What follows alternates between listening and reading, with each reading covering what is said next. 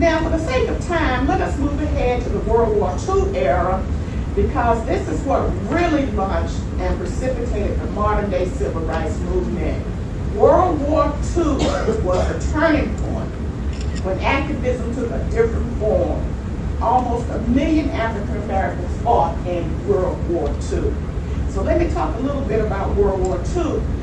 During the war, the American government tried to present itself internationally as a champion of democracy and human rights. But the country's system of racial segregation was at odds with its image. During the 1930s, Joseph Goebbels, you recall, who was Hitler's Minister of Propaganda, said, "Nothing will be easier than to produce a bloody revolution in America. No other country has so many social and racial tensions." Now, Hitler hoped he might exploit these tensions to bring American fascists to power. He even sent Nazi agents over here to cooperate with the Ku Klux Klan. Now, when Western leaders condemned the 1935 Nazi Nuremberg laws, the Nazi regime argued that they were no different than the discriminating Jim Crow laws in the United States. And the Soviets were happy to point out the hypocrisy of American democracy. Racism prevented America from gaining allies during the Cold War because many newly independent countries in Africa and Asia opted to align with Russia because of America's hypocrisy. Now, traveling overseas was enlightening to the black soldiers. They experienced interaction between the races, while in Europe they couldn't imagine, they couldn't believe the interaction between the races when they got to Europe. They fought to liberate Europe, yet they were returning home to a country that did not restore rights to them. Now, see if you can tell me any logic behind the fact that German prisoners of war in the United States had more rights than African American soldiers. German prisoners of war. I just can't get that together in my head. But anyway, African Americans initiated the WWII campaign to fight for victory at home and abroad. And by serving their country, black soldiers earned a great deal of respect from fair-minded whites. This in turn gave them greater political voice than they otherwise might have had. And of course, they returned home from war to a life of bigotry and injustice. But the ball really started rolling after World War II. So World War II is truly a dividing point. And even more so because that is the year that Jackie Robinson entered professional baseball in 1947. And that signified that a change was about to come. Now, Dr. King is often called the father of the civil rights movement, but he was being interviewed by a journalist once, and the journalist referred to Dr. King as the father of the civil rights movement, and he stopped the journalist to correct the journalist and say, "No, I am not the father of the civil rights movement. Jackie Robinson is." Now, so Jackie Robinson going into professional sports was more than just a black man going to play sports. It signified so much. And Jackie Robinson was an activist while playing baseball and after his baseball career. And when studying the civil rights movement, please be aware, it's important for you to remember that African Americans were not seeking integration as much as we were seeking desegregation. We didn't want to just go into white neighborhoods and invade white neighborhoods and white schools. We simply wanted equality and access to resources. For instance, if we were downtown shopping on a hot southern day, we wanted the opportunity to go into a restaurant, sit down, order a hamburger and a glass of lemonade or a glass of Coca-Cola. But black people could not do that. There was only one place in downtown Atlanta, and hopefully I can point that out to you today, where blacks could go drink from a water fountain without having white and colored signs by them. A black woman in the South could not go into a department store and shop and try on a dress, and God forbid she try on a hat. If you wanted to buy something new, you had to just put it up to you and just try to approximate whether or not it would fit. We just wanted to live life with from an equal playing field. We just wanted our money's worth because after all, we pay taxes too. So it's important that you know that it's more of a human rights struggle than us trying to integrate and, take over white communities. So you understand what I mean between integration and desegregation? Now, when investigating African American history, one naturally wonders about the unknown history of their own family. Slavery broke up the black family, and few of us know much about our distant ancestors. Few African Americans really know who we are, or what we may have become in this world. I've become so envious of King Charles over in Great Britain, because my goodness, he can trace his roots back to the year 1000. And most African Americans would do well to trace their roots back 2 generations. So that's one of the really sad things about slavery. It broke up the black family. And of course, I too wondered how history impacted my family. I oftentimes wondered, how did we navigate the Jim Crow system through Reconstruction and beyond? And believe me, I was one of the lucky ones. I am a very lucky African American. Let me share my family story with you. Now, this is a picture of my ancestors. This is Mr. and Mrs. Henry Jones and their 11 children in rural Kerr County, Georgia. This photograph was taken around 1904. Many of you may be familiar with it because it was published in American Heritage Magazine. My great-grandfather, Henry Jones, the man sitting there in the seat, was born during slavery. He was born in the 1850s.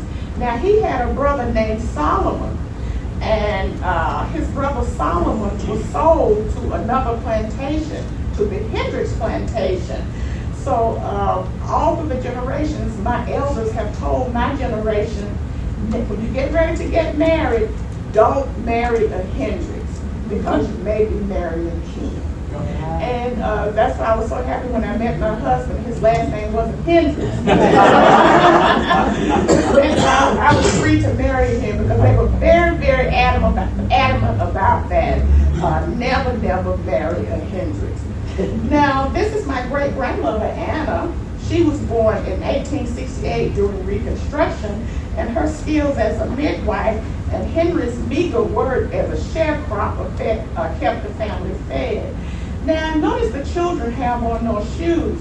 When I first saw this picture, that's really what astounded me. To the right, you'll see my great aunts there don't have on any shoes. And when I asked my grandfather about that, this is my grandfather, the second one from the left there. When I asked him why his sisters didn't have on any shoes, he quickly told me they didn't own any shoes. They never had any shoes in their lives up to that point. Shoes were only purchased for the children when they were old enough to work in the cotton fields. And you can see my grandfather and his brothers here up to the left here. You can see that they do have on shoes, ragged as they are, they do have on shoes. Now, the thing I want to emphasize is that we talk about slavery as if it was ancient history, but in the total scope of time, slavery was only yesterday. It's really, really recent history, because here I am, and I knew my grandfather, who was there, the second from the right, as I said, and he knew his father. His father didn't die there until 1927. So I knew a person who knew a slave. So I'm just trying to say, it hasn't been that long ago. Furthermore, if we move to the next picture, this is my cousin, my daddy's first cousin. So that was her grandfather. Henry Jones was her grandfather as well. She's still living today. She is 106 years old. Now, she was born in 1919, and her grandfather, the man I just showed you, died in 1927. So she interacted with her grandfather. So there's a person on this planet today who interacted with a slave. And you know, that just goes to show you that this is really, really recent history. And she's the treasure of our family, as you can imagine. She can hardly hear at 106 years old. She still has a sharp mind, and she would gladly recite the Gettysburg Address to you. If she meets you, that is her favorite speech, the Gettysburg Address. Her name is Minnie Bell Williams. Now, many of my ancestors navigated the Jim Crow South by leaving for Ohio where they could have factory jobs. My great-aunt Bertha married a man who took her to Dayton, Ohio during the Great Migration beginning around 1915. And once settled, she sent for those of her siblings who wanted to escape the oppressive South. And most of them went to the North, but my grandfather chose to stay here in Georgia. He was just too attached to the land. And I'm so happy that he didn't go to Ohio, because that gave me an opportunity to be born and raised here in Atlanta. And it gave me a chance to really learn from him. And he really taught me how to value my American citizenship. Because as a young man, of course, he could not vote and he could not serve on juries. And he was relegated to a life of sharecropping. And I'm told that during his spare time as a young man in rural Georgia, he longed to serve on a jury. He would go down to the town square, to the courthouse, and just hang around the courthouse, sit in the balcony, and just listen to court cases. And he just loved that. But he never had a chance in his young life to serve on a jury. Now, he never missed an election. And even for dog catcher, even in his elder age, if there was an election in his county, we knew that someone had to get down there and get him to the polls, and he always wore a shirt and tie when he went to vote. Now, serving on juries is not my favorite pastime. I don't know about you, but I know it's what I'm supposed to do as a citizen, but I really, really do detest it. And every time I'm called so often, and every time I'm called, I'm chosen. And the next time I'm called, I'm going to tell them to skip the questions. I'm going straight to the jury booth. I know that's where I'm going to end up, in the jury booth. And I just kept wondering, why am I called so often as compared to my husband, who's hardly ever called. And I realized one day, oh my goodness, I'm serving on all the juries that my granddaddy didn't get the chance to serve on. And I think he's watching over me in serving on all of those juries. But I hope I'm not talking one up now. I hope I don't get home and find a notice. But he carried on a lot of traditions from slavery. Just to let you know that slavery is recent history, because having just celebrated the Christmas season, I remember that my grandfather on Christmas morning, when everybody else would run to the Christmas tree to open presents, he would run to the kitchen. And he would take out the cheese, and he would eat a slice of cheese, which always confused us as children. And we would say, Granddaddy, why you eating cheese? We over here opening gifts. And he would say, I'm eating cheese because this is what my daddy did as a slave. You know, during Christmas time, slaves were given cheese as a delicacy, as a part of their Christmas celebration on the southern plantations. And hunting was also a big part of slave life, because as you can imagine, that their diets were very, very meager, and they had to go out and shoot game to supplement their diets. And that is my great-grandfather with his hunting dog. Of course, he learned hunting during slavery. Okay, now let's move on to the mid-20th century, the focus of our presentation here. As I told you, my formative years was during the Civil Rights Movement, and now we finally arrived to the mid-20th century and the modern-day Civil Rights Movement that I witnessed. And here I am during my formative years.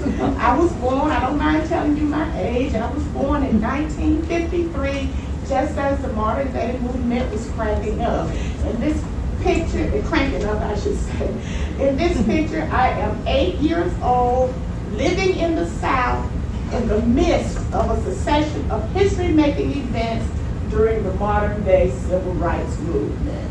And I remember it so well, even as a child this young, I remember it so well because it was all around us, every day, each and every day. I remember the almost daily, grainy, black and white television news footage reporting on civil rights events, the constant conversations between the adults concerning all the civil rights activity, nationally and locally, discussions on which stores not to shop in because of the boycotts. In fact, I think that boycott was the very first two-syllable word that I learned as a child. We heard it so much. So much was happening. And if you ask 100 African Americans to recall their experiences during the civil rights movement, you would get 101 unique, distinctive stories. And I like asking people their experiences because it all adds to the rich tapestry of the history. Everyone has a unique experience, and depending on where you lived at the time, it may have affected you in a different way. So if you ask African Americans about the civil rights movement, just be aware that depending on where they live, the stories are going to be different. Because living in Atlanta, I did not have as harsh an experience as others. For instance, my husband Carl and I were the same age, and he's from Charleston, South Carolina. His experience was drastically different from mine. During that time, Charleston was a very much closed city when it came to integration and African American progress. Atlanta, on the other hand, was home to a vibrant, progressive, and self-determined black community. For instance, my husband would often tell me stories of when they went to the movie theater, they had to go up into the balcony, sit in this balcony with all this sticky soda pop and popcorn strewn all around. They couldn't go sit comfortably down front and center, but I could. My memories of going to the movie theater are quite different from his because my siblings and I could go into the movie theater, sit front and center on the front row and have a ball because our movie theater was African American owned. Our community was more self-sustaining. And later on today, maybe I'll be able to show you our little humble movie theater. I didn't know that the white kids were going to this opulent theater in downtown Atlanta, this beautiful, beautiful ornate theater called the Fox Theater, compared to what I was going to. But what I didn't know didn't hurt me. In my little mind, my theater was ornate and beautiful and big. So I hope I can remember to point that out to you today. Now, of all the southern cities, Atlanta had a rather progressive reputation when it came to the civil rights movement, and there have been many reasons for this reputation. However, there's one primary reason Atlanta came off as the progressive city in the South. One primary reason, one man. Can you think about what that may have been? Something heavily associated with Atlanta? The Nobel Prize. Did I hear it? Martin Luther. No, something that had more power than Martin Luther King at that time. Something heavily associated with Atlanta that caused Atlanta to become the progressive city of the South. It's either the mayor or Julian Bond. No, it's a product. Coca-Cola? Coca-Cola. As you know, Atlanta is the birthplace as well as the headquarters of Coca-Cola. And Mr. Robert Woodruff, the man that you see in the picture there, his family owned Coca-Cola. And I just thank God that he was such a humane person because he really steered Atlanta through the civil rights movement. He did not allow Atlanta to become tainted like many other southern cities, Birmingham, Little Rock, because he said Atlanta was the home of Coca-Cola. Coca-Cola was an international product. The name Atlanta was stamped on every bottle of Coca-Cola as it went around the world, and he wasn't going to have Atlanta's name tainted by racial violence. And so he was the richest man in town. You can understand that he was the richest man in town. And everybody did what Mr. Woodruff said to do. He ran Atlanta. That's why I was so happy that he was a good man. And it's not that they liked black people any better than the white people like black people in Birmingham and Little Rock and all those other places. It's just, I don't think Mr. Woodruff was going to let racial violence mess with his money. And everybody in Atlanta should appreciate that because so much Coca-Cola money is around Atlanta. So Coca-Cola, as you know, I'll show you the headquarters for Coca-Cola, and I'll show you how he just kind of orchestrated everything in terms of civil rights in Atlanta. In fact, when Dr. King was awarded the Nobel Peace Prize in 1964, the South was still a very, very segregated place, as you can imagine. And he went to Oslo to receive that very prestigious award, and the white community didn't really know what to do because they said, what are we going to do when our citizen has just been awarded this top prize? We have to do something to acknowledge this achievement. But as I said, the city was still so very segregated that the white people just really didn't know what to do with Dr. King. And Dr. Robert Woodruff said, I tell you what we're going to do. We're going to have a dinner at the Dingle Plaza Hotel, and you're all going to buy tickets, and we're going to celebrate Dr. King. And if you saw the movie Driving Miss Daisy, you remember that scene in the movie where they had the dinner for Dr. King. And another reason that Atlanta became such a progressive city is because of the man in the bottom. His name is Ralph McGill. He was the editor of the Atlanta Constitution newspaper, and he was very forward-thinking when it came to race relations. And he made Atlanta become a very standout progressive city as well. Now, however progressive Atlanta was, I'm not trying to say that it was a utopia. I'm not trying to say that. But against other cities such as Birmingham and Little Rock, it was considered, and Charleston, it was considered a very, very progressive city because you all will visit Birmingham. And just remember when I tell you that in the early 1960s, Birmingham was larger than Atlanta.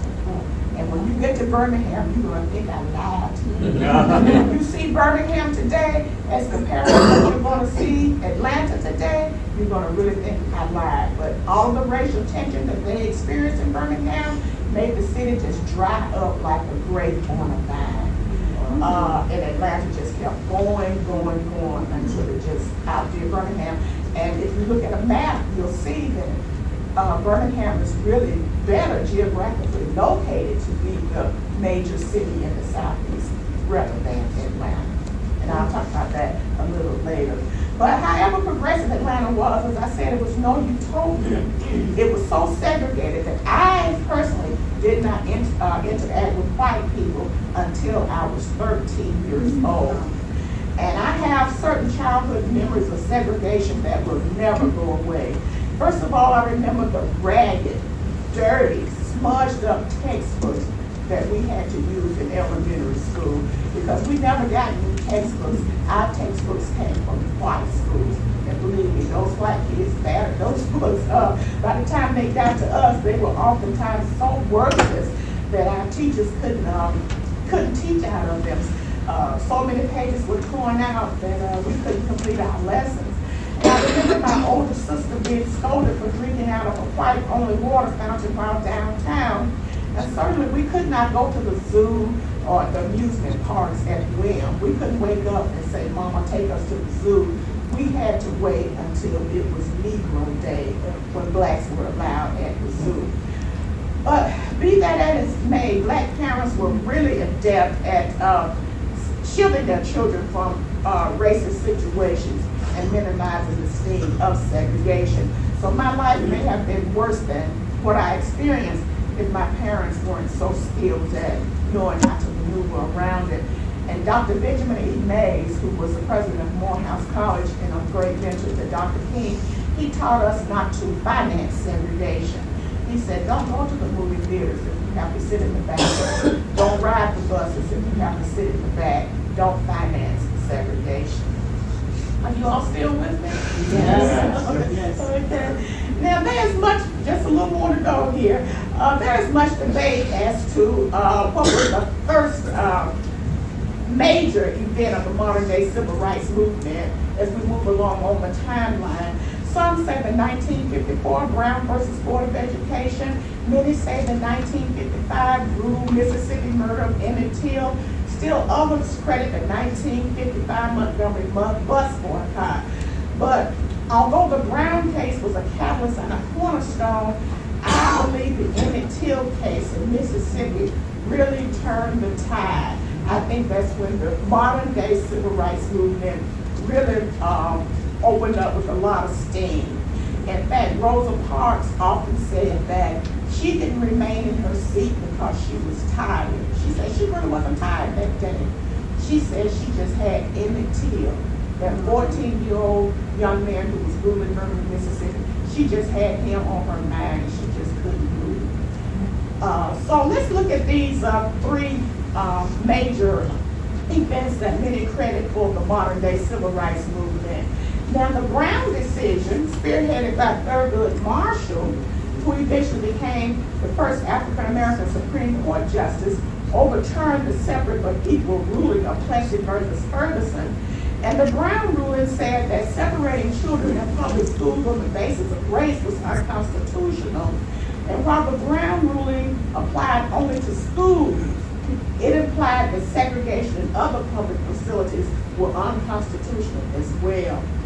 Now, on April 28, 1955, 1 year after the Brown decision, an African-American teenager, Emmett Till, was abducted and lynched in Money, Mississippi after being accused of whistling at a white woman. Are you all familiar with the Emmett Till case? Yes. Now, you know that he was originally from Chicago, and he was visiting relatives for the summer in Mississippi. His mother was really hesitant to let him go because she knew what the social situation was in Mississippi. Now, he went into this candy store run by the Bryant family to buy some candy with his cousin. And people don't realize that Emmett Till had a terrible speaking impediment. And his mother always told him, whenever you have trouble getting your words out, stop, take a deep breath, and whistle. Something that I imagine that many people who stutter are told to do. So that is what he was doing when he was trying to order his candy. Carol Bryant, who only recently passed away, was behind the counter, and they thought that he was whistling at her, trying to be fresh with her. He was only 14. How he's gonna be fresh with an adult lady? And that's when they accused him of whistling. And he was beaten and mutilated before his abductees shot him in the head and sank his body in the Tallahatchie River. 3 days later, the mutilated body was discovered and retrieved from the river. And his mother, Emmett Till, is also a hero in the civil rights movement because she insisted that he have a public funeral, and she allowed Jet Magazine, a very popular African-American periodical, to photograph the body. And people from all over Chicago and all over that region walked by his body to see how close and mutilated it was. And if you ever see videos of people passing by their coffin, people just couldn't take it. They were just fainting and just doing all kinds of crazy things because of how he looked after the beating. And many African Americans, about 10 or 12 years older than me, tell me about their experiences of seeing that picture in Jet Magazine and how they even to this day have nightmares about that picture. So his mother, she was very foresighted and let Jet Magazine take that picture so that the world could see what happened to her son.